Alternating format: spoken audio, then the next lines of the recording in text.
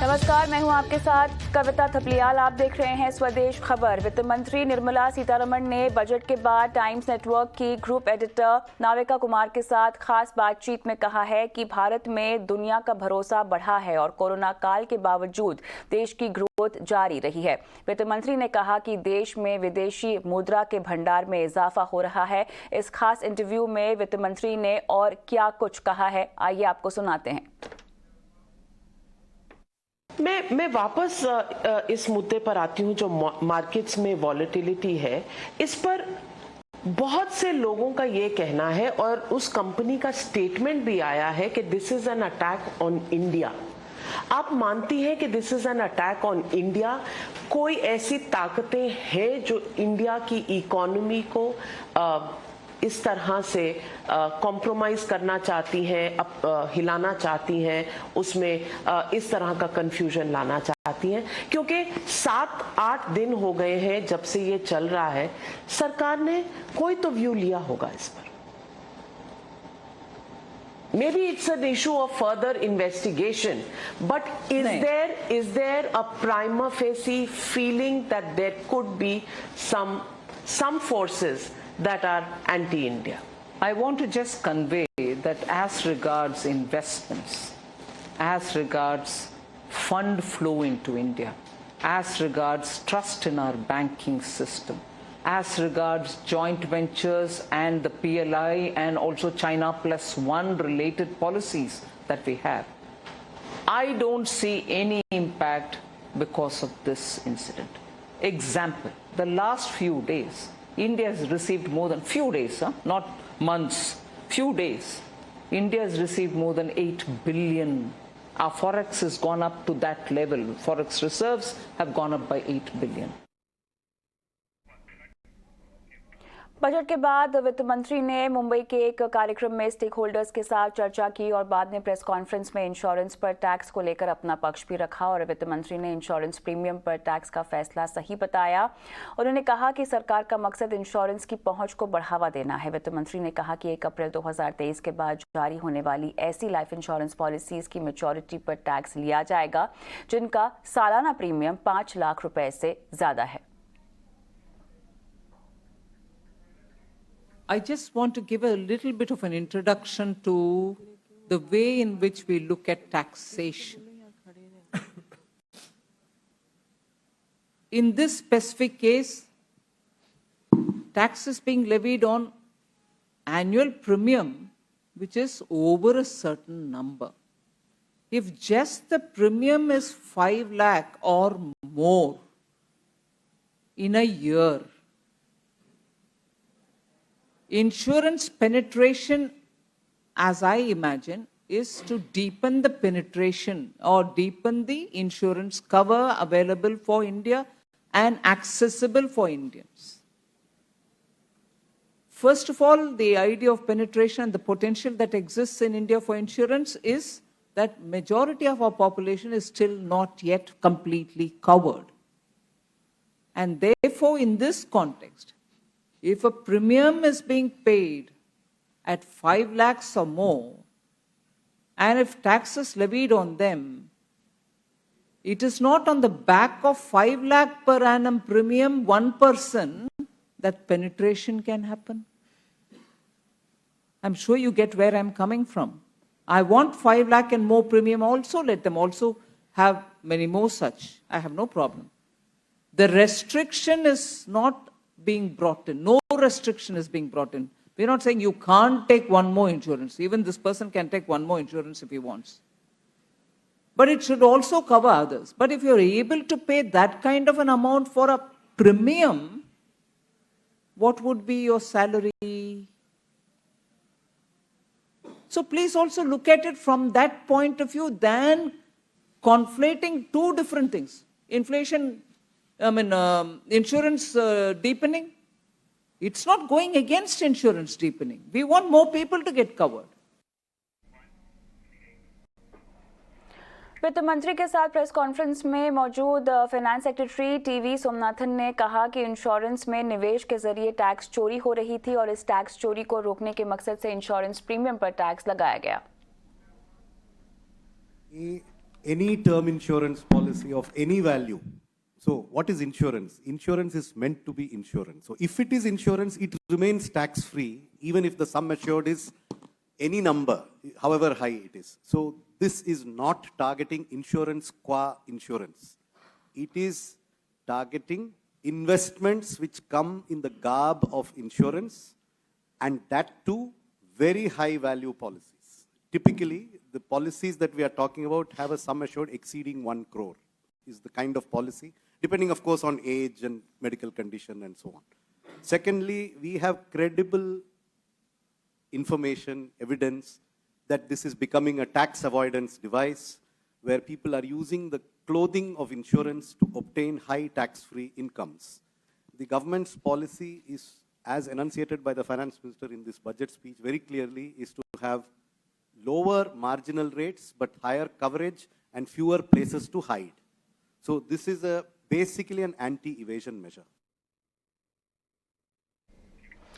वित्त मंत्री ने वोडाफोन आइडिया के बकाये के बदले शेयर लेने के फैसले को भी सही ठहराया है। वित्त मंत्री ने कहा है कि कंपनी अपना बकाया चुका नहीं पा रही थी, इसीलिए सरकार को बकाये के बदले इक्विटी लेनी पड़ी है और उन्होंने कहा कि जब कंपनी पैसा कमाने लगेगी तो सरकार को भी मुनाफा होगा।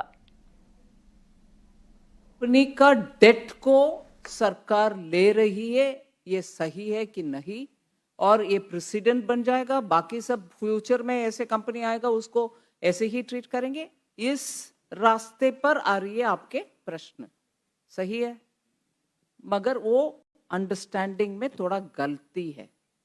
मैं हम्बली कह सक रही हूं कि प्लीज उनका डेट को हम नहीं ले रहे, वो जो सरकार को देना है, ड्यूज की बात कर रहा हूं। हाँ, वो सरकार को जो देना है वो सुप्रीम कोर्ट में चलते वो सब होने के बाद और कैबिनेट के अप्रूवल लेने के बाद आप कंपनी हमें जो हमारी ड्यू है वो दे नहीं पा रही हो इस कगार में, इसीलिए हम कंपनी का शेयर ले रहे हैं, मतलब कंपनी में हिस्सेदार हो गए हैं, जिससे व्हेन कंपनी कमाई बढ़ेगी हमारे अपने भी मिलेगा। बजट पर वित्त मंत्री की प्रेस कॉन्फ्रेंस के दौरान पीएसयूज के विनिवेश पर दीपम सचिव तुहिनकांत पांडे ने कहा कि विनिवेश प्रक्रिया पटरी पर है, प्लान के मुताबिक चल रहा है एनएमडीसी, आईडीबीआई बैंक और एससीआई के विनिवेश पर काम। Some of the steel companies, like we had NMDC Steel. Now this is, a brand new plant. It's almost going to be completed. So I think if it is taken out and we have demerged it and we have got expression of interest, so that has started moving forward. In IDBI Bank, we have the expression of interest and we have moved forward and we are doing it with the help of RBI, proceeding ahead with that. We have got Shipping Corporation of India with the demerger process is very advanced stage. Similarly, we have BEML, which is there. There's an HLL Life Care. We also have PDIL, a company which is there. So all of these are, moving towards definite stages. And of course, these are the ongoing transactions which were approved. And as you know that disinvestment is also a complex process, especially when we are handing over the management control. Budget के बाद वित्त मंत्री ने मुंबई के कार्यक्रम में stake holders के साथ चर्चा की। वित्त मंत्री ने कहा कि बजट में ग्रोथ और रिकवरी पर फोकस रहा। पीएम मोदी की इच्छा थी कि बजट में पब्लिक कैपिटल एक्सपेंडिचर बढ़े। बजट में मुश्किल वक्त में भी फिस्कल कंसोलिडेशन का ध्यान रखा गया है। सरकार की सभी सेक्टर्स में ग्रोथ बढ़ाने की कोशिश है। एमएसएमई पर खास फोकस के साथ सरकार आगे बढ़ रही है। Growth is the main focus. We want to sustain that recovery, sustain that growth, which has kept India at the good level of growing, which no other country, except for one, I think, because it's fuel rich, has managed to reach. And the credit goes to the people of India for somehow absorbing all the little help which the government has come up with, either in the form of relief or in the form of a policy between 2020 and today. And that recovery momentum should not be lost, and therefore, it was an express desire of the Prime Minister that the public capital expenditure should be kept up, and that is why it has reached double-digit 10 lakh crores. That is the emphasis which is before you, and I'm sure that's the emphasis you would have wanted us to keep without undermining the growth potential. Asia की सबसे अमीर नगरपालिका BMC ने 52,600 करोड़ रुपए से ज्यादा का budget पेश किया है। पिछले साल के मुकाबले बजट आवंटन में 15% की बढ़ोतरी हुई है। भीड़ भाड़ वाले प्रदूषण वाले इलाकों में एयर प्यूरिफायर लगाने का बड़ा ऐलान किया गया है। प्रदूषण पर लगाम लगाने के लिए इलेक्ट्रिक वाहनों के लिए अधिक चार्जिंग स्टेशन लगाए जाएंगे। बीएमसी ने एक पार्किंग ऐप डेवलप करने का भी फैसला लिया है, जिससे मुंबईकरों को बड़ी राहत हो सकती है। गोरेगांव मुलुंड लिंक रोड परियोजना के लिए 1060 करोड़ रुपए की बजट में व्यवस्था की गई है। वहीं बीएमसी की तरह से मुफ्त पुस्तकें, यूनिफॉर्म और अन्य सामग्री का वितरण भी जारी रहेगा। और बीएमसी के इस बजट में और क्या कुछ खास रहा है, बता रही है हमारी सहयोगी सृष्टि। बीएमसी का बजट आ गया है और एशिया की सबसे बड़ी कॉरपोरेशन, उसका इस बार का बजट 50,000 करोड़ के ऊपर है। 52,000 करोड़ जो है वो इसका बजट है। बीएमसी कमिश्नर इकबाल चहल जो है उन्होंने ये बजट पेश किया और काफ़ी चीज़ें जो है वो नई उन्होंने बताई। क्लाइमेट के लिए जो है उन्होंने काफ़ी स्टेप्स लेने की बात की। हम देखते हैं कि एयर पोल्यूशन का जो है काफ़ी प्रॉब्लम है मुंबई में। काफ़ी दिनों से हम देख रहे हैं कि जो AQI लेवल्स रहती है वो काफ़ी ज़्यादा रहती है मुंबई में। उसी के लिए जो एयर प्यूरिफायर टावर्स है वो इंस्टॉल करने की बात की गई है। इसी के साथ साथ जो है वो बीएमसी के स्कूलों में जो है वो स्किल डेवलपमेंट्स के जो है वो प्रोग्राम्स लागू करने की बात की है, जिसमें AI होगा, रोबोटिक्स होगा, फैशन डिजाइनिंग होगी। ऐसे कई जो है स्किल्स जो है वो उन बच्चों को मिले, ताकि वो जब 10वीं के बाद बाहरी दुनिया में जाए, कॉलेज में जाए, तब उनको एक आइडिया रहे, उनको एक समझ रहे कि उनको आगे क्या करना है, उस किस चीज में इंटरेस्ट है। तो ऐसे कई चीजें हैं जिसका जो है उन्होंने विस्तार में एक प्रेस कॉन्फ्रेंस लेके बताया। बजट आ गया है, देखना होगा कि मुंबईकरों को कितना पसंद आता है ये बजट। हालांकि देखा जाए तो एजुकेशन का जो बजट है वो काफी कम कर दिया गया है, पर अलग अलग क्षेत्रों में जो है वो बजट में एक अच्छी बात है कि बजट बढ़ाया गया है। और मुंबई करों के लिए जो है वो भले ही एजुकेशन में कम कर दिया गया हो, पर बाकी चीज़ों में बजट काफ़ी बड़ा है। कोस्टल रोड्स हो, नए प्रोजेक्ट्स हो, काफ़ी ज़्यादा डेवलपमेंट इंफ्रा का जो है वो काफ़ी बड़ा पुश दिया गया है। तो देखना ये है कि मुंबई करों को ये बजट कितना रास आता है। केंद्र सरकार ने क्रूड प्रोडक्शन, डीजल और ATF एक्सपोर्ट पर विंडफॉल टैक्स में इजाफा कर दिया है। घरेलू क्रूड प्रोडक्शन पर विंडफॉल टैक्स 1,900 रुपये प्रति टन से बढ़ाकर 5,050 रुपये प्रति टन कर दिया गया है। डीजल पर 5 रुपये प्रति लीटर से बढ़ाकर 7 रुपये प्रति लीटर कर दिया गया है, जबकि ATF पर 3.5 रुपये प्रति लीटर से बढ़ाकर 6 रुपये प्रति लीटर कर दिया गया है। विंडफॉल टैक्स की नई दरें आज से लागू हो गई हैं।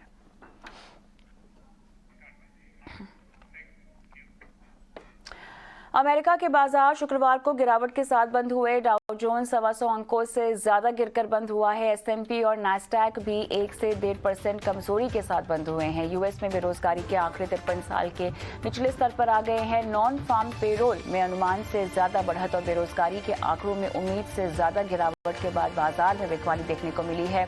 यूएस जॉब डेटा के जारी होने के बाद फेडरल रिजर्व के दरें आगे भी बढ़ाते रहने की आशंका से बाजार में गिरावट बढ़ी।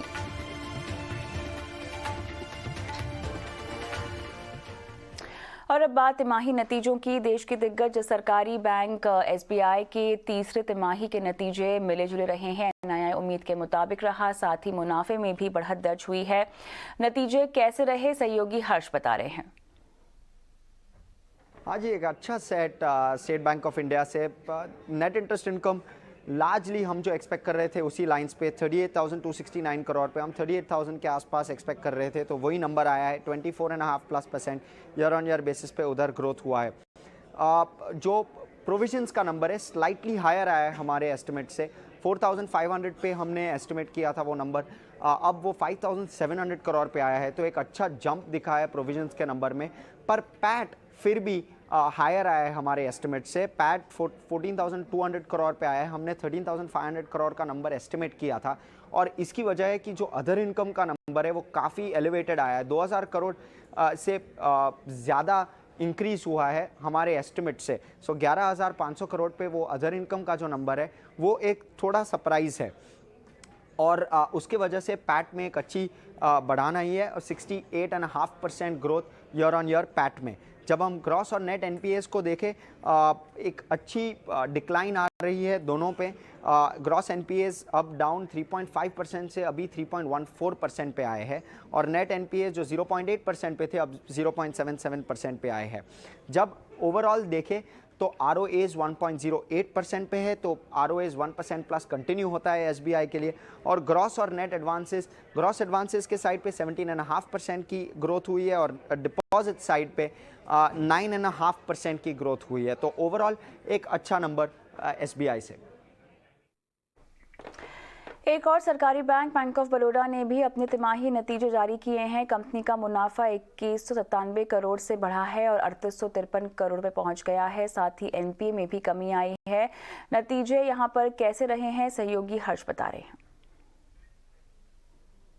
इनफैक्ट बैंक ऑफ बड़ौदा को देखें तो एकदम स्ट्रॉन्ग नंबर्स दिखे हैं बैंक ऑफ बड़ौदा से। नेट इंटरेस्ट इनकम बढ़ा है 26.5% से, और ऑपरेटिंग प्रॉफिट जो है वो 50% प्लस से बढ़ा है। ये इसकी वजह है कि ऑपरेटिंग लेवरेज, जो ऑपरेटिंग एक्सपेंसेस है उस पर एक कैप लग गया है, 9% ग्रोथ हुआ है उस पर। इसके वजह से ऑपरेटिंग प्रॉफिट एक एकदम अच्छा सर्ज दिखाया है। ऑपरेटिंग प्रॉफिट 50% अप 8,200 करोड़ पे।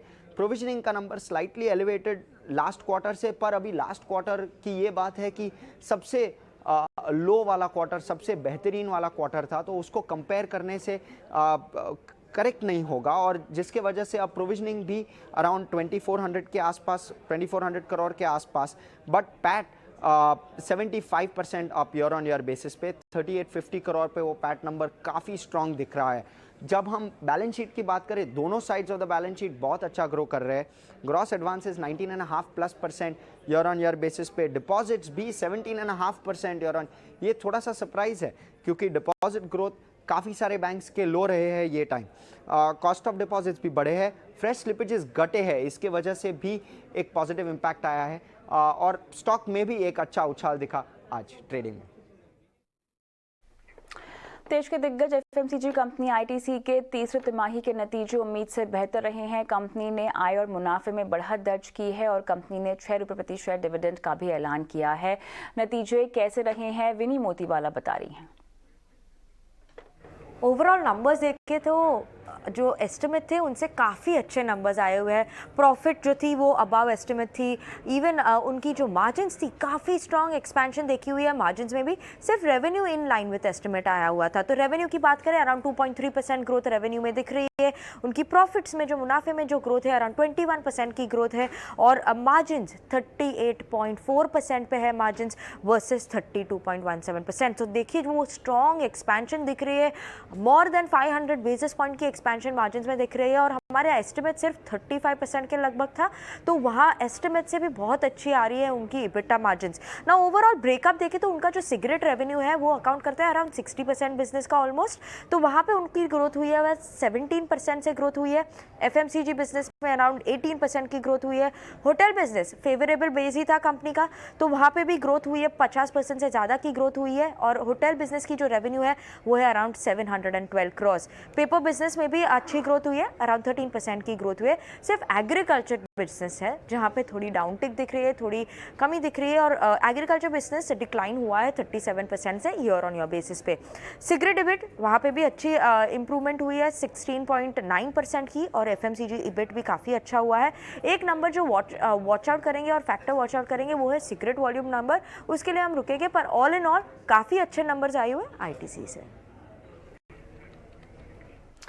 और अब बात सोमवार को आने वाले तिमाही नतीजों की। टाटा स्टील के दिसंबर तिमाही के नतीजे सोमवार को आएंगे। नतीजे कैसे रह सकते हैं, तमाम डिटेल सहयोगी आशीषा दे रही हैं।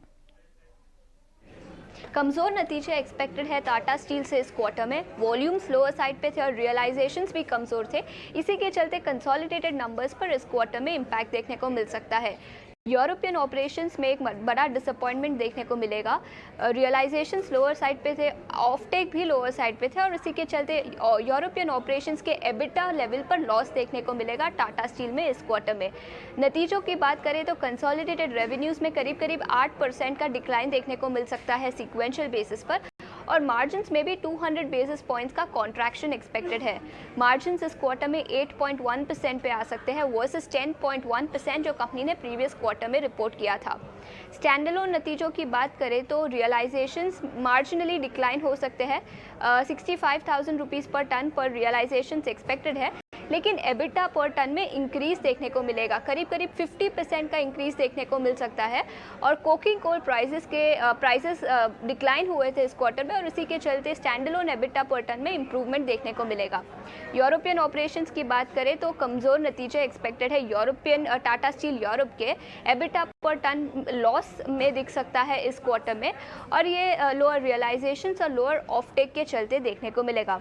All in all Tata steel से इस क्वार्टर में weak set of numbers expected है, यूरोपियन ऑपरेशंस में कमजोरी देखने को मिलेगी और इसी के चलते कंसोलिडेटेड नतीजों पर भी इम्पैक्ट देखने को मिलेगा। और अब बात बैंकिंग सेक्टर को लेकर आरबीआई की चिंता की। दरअसल आरबीआई ने बैंकिंग सेक्टर की सेहत को लेकर कहा है कि बैंकिंग सेक्टर अभी भी लचीला और स्थिर बना हुआ है और उसकी बैंकिंग सेक्टर पर नजर बनी हुई है। क्या है ये पूरी खबर, अंकुर मिश्रा समझा रहे हैं। जी हाँ, रिजर्व बैंक ऑफ इंडिया ने एक स्टेटमेंट जारी किया है। आपने देखा होगा कि अडानी ग्रुप कंपनीज की वजह से बहुत सारे स्पेकुलेशन, बहुत सारी न्यूज रिपोर्ट्स आ रही थी, तो यहाँ पर रिजर्व बैंक ऑफ इंडिया ने क्लैरिफाई किया है कि जो इंडियन बैंकिंग सिस्टम है उसकी हेल्थ स्ट्रांग बनी हुई है।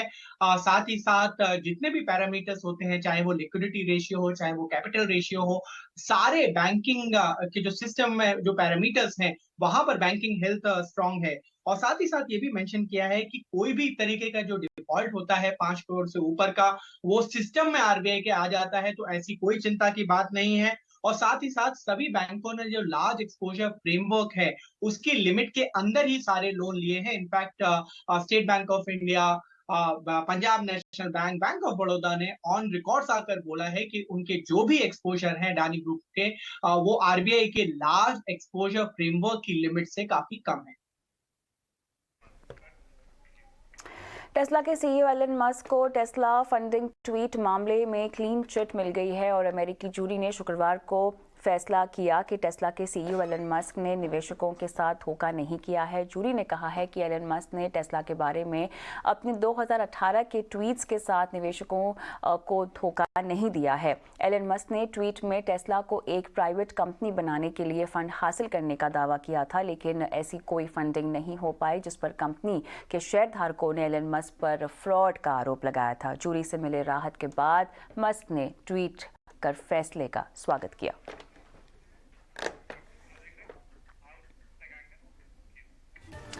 और इस शो में इतना ही, दीजिए इजाजत, नमस्कार।